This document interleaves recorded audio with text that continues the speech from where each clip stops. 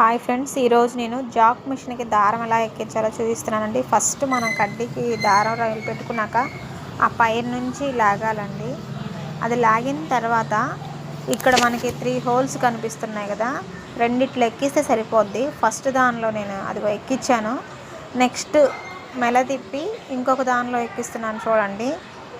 ఇట్లా దారం ఒకటి అయిపోయింది, 2 అయిపోయింది, మూడోది దానికి ఎదురుగానే ఉంది చూడండి, దీనికి ఎక్కించాలి.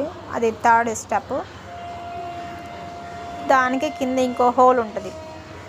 దానికి స్టెప్స్ అయితే 3, ఎక్కించింది అయితే మనము 6 హోల్స్ ఎక్కించాము. తర్వాత ఈ రింగ్ ఉంది కదా, దానికి అట్లా చుట్టాలండి.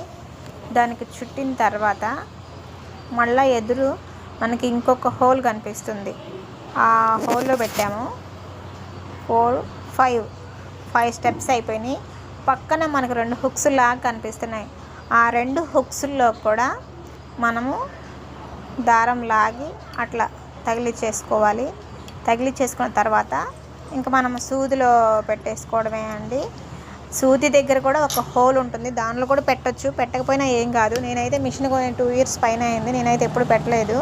నాకు మిషన్ కొన్న కొత్తలో దారం పెట్టడం తెలియలేదండి. నేను అట్లాగే యూట్యూబ్లో చూసి పెట్టాను.